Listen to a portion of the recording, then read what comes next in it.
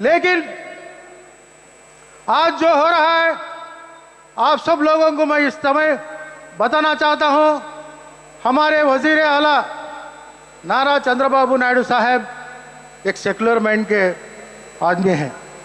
उसका मिसाल बोलता हूं मैं, उन्होंने कभी स्टेज में हंदे एक ही बात बोलते, हिंदू मुसलमान मुझे दोनों आंखें के बराबर है, एक आंखी को मान लगा तो पूरा जिस्म को तकलीफ होता, मैं बर्दाश्त नहीं करता हूं, दोनों को एक ही नजर से देख के मैं आगे ले जाने में काम करता हूं बोल को हर प्लेटफॉर्म में भी हमारे वजीर आला नारा चंद्रबाबू नायडू साहब, सदर जलसा इज्जतमाब हजरत सैयद शाह अहमद अरशद मदनी साहब और पूरे हिंदुस्तान से आए हुए मुसलमानों, भाइयों, बुजुर्गों, दोस्तों, सबको मेरे तरफ से अस्सलाम वालेकुम रहमतुल्लाहि व बरकातुहू।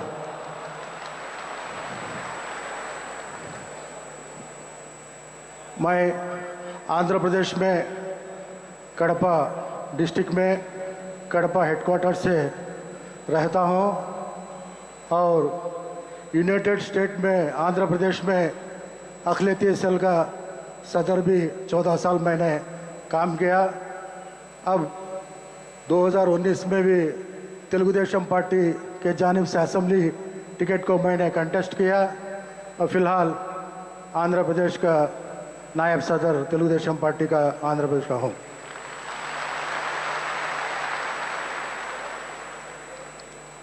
आज वक्त जो बिल लाने के जो सेंट्रल हुकूमत तो कोशिश करती है, वो कोशिश को नाकामयाबी के लिए हम सब लोग एकता से आगे बढ़ना है।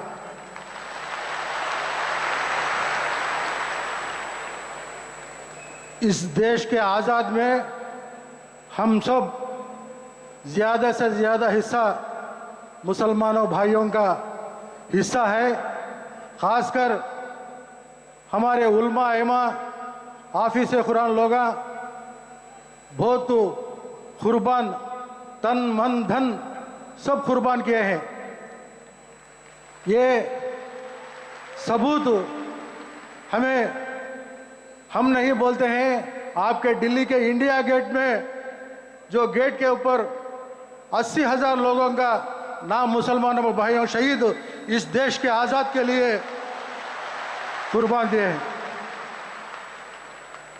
हम किसी बात का भी बर्दाश्त करते हैं, लेकिन हमारा ये शरीर देह टुकड़े हैं तो भी हमें बर्दाश्त करेंगे, लेकिन ये देश के एकता को कोई भी तोड़ने की कोशिश करे तो आखिर को हमें जान देने को भी कुर्बान ही बोल के इस मजलिस से मैं सेंट्रल हुकूमत को बोल रहा हूं। आज हमारा भारत देश ऐसा देश है जो गुलदस्ता जैसा है। हमारा हुजूर कहते हैं, हमारा कुरान कहता है अल्हम्दुलिल्लाहि रब्बिल आलमीन। कभी भी कहीं भी अल्हम्दुलिल्लाहि मुसलमीन बोल के कहीं भी नहीं बोले हैं, मुसलमान अल्हम्दुलिल्लाहि रब्बिल आलमीन बोल के हैं। सबको अपनी नज़र से, एक नज़र से देखो, सबको हिंदू मुस्लिम सिख सबको भी लेकर आगे चलो बोल के उन दिनों में जो हमारे हुजूर नबी सल्लल्लाहु अलैहि वसल्लम ने हमने रास्ता दिखाया है, वही रास्ते से हमें चल रहे हैं। लेकिन हमारे ये भारत देश की बदकिस्मती है, पिछले 10-12 साल से जो नहीं होना था वो होने की कोशिश करे हैं। लेकिन हमें मुसलमान हमारा जान इस देश के आज़ाद के लिए कुर्बान दिए हैं, लेकिन हमें कभी भी आके आपके पास हाथ नहीं फैलाए।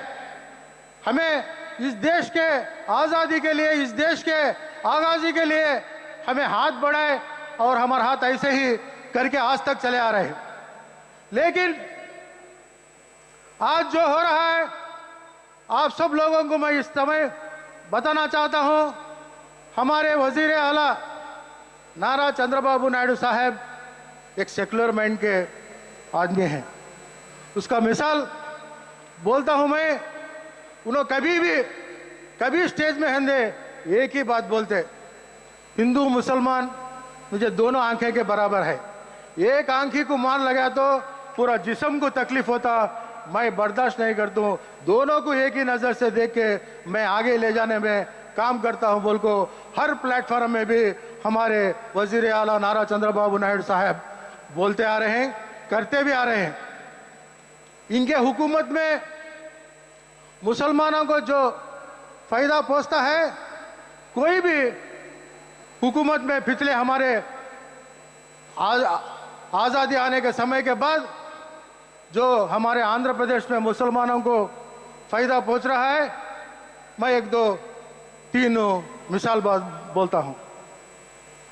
उन्होंने पूरे भारत देश में मौजन और पेश मामलों को हानरी के एक उनको तनख्वाह देना बोल को इज्जत माफ से हर महीना भी उन्होंने ये लागू किया है। हर महीना भी मौजन पेशमाम लोगों को गवर्नमेंट की तरफ से हानरी देना है। भारत देश में पहले लागू करे सो कौन बोले तो चंद्रबाबू नायडू साहब। और रमजान का महीना आता है, रमजान का महीना है तो जो आंध्र प्रदेश में कितने मस्जिद हैं कि हर मस्जिद को भी रमजान के महीने में जो चूना मरते कुछ रिपेयरा है तो हर मस्जिद को भी हुकूमत की तरफ से कुछ ना कुछ लाख रुपए जो मस्जिद का वो ये रहता वो इससे हर मस्जिद को भी हुक्म दिया जाता था। रमजान के ईद के समय रमजान तोहफा बोल के हर गरीब भी रमजान की ईद खुशी से गरीब मुसलमान कर लेना बोल के हुकूमत के जानिब से हर मुसलमान को परिवार को रमजान तोहफा चंद्राना बोल के दिया जा रहा है। और खासकर जो मुसलमानों बच्चों में मुसलमानों तकबे में ज़्यादा से ज़्यादा गरीब तबका रहता है, उसमें अच्छे बच्चे पढ़ लेने वाले रहते हैं लेकिन इनके पास मालियती हालत बराबर नहीं थी।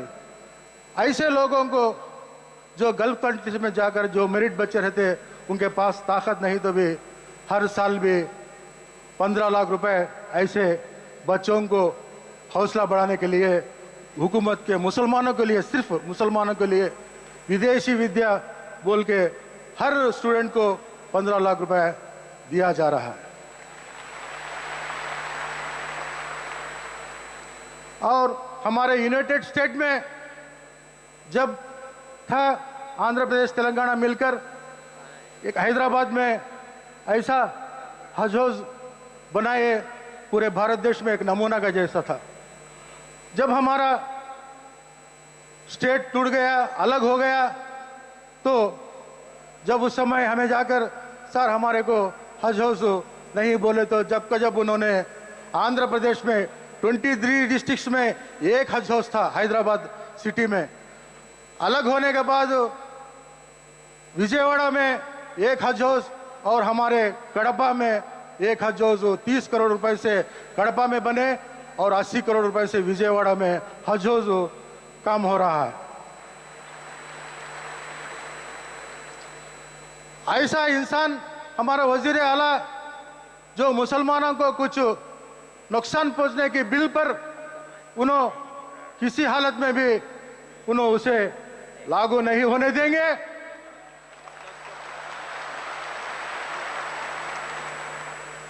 आज ये अमेंड बिल कमेटी भी आज आगाज हुई तो हमारे वजीर आला चंद्रबाबू नायडू का उनका सोच है, इसमें सोचिए, राय मशवरा लो, ये कमेटी डाल के और इसे क्या है पूरे देश में फिरकर सर्वे कर लोगों की राय मशवरा लेकर उसके बाद बात करेंगे बोल के फिलहाल उन्होंने कमेटी के नाम से रोक दिया है।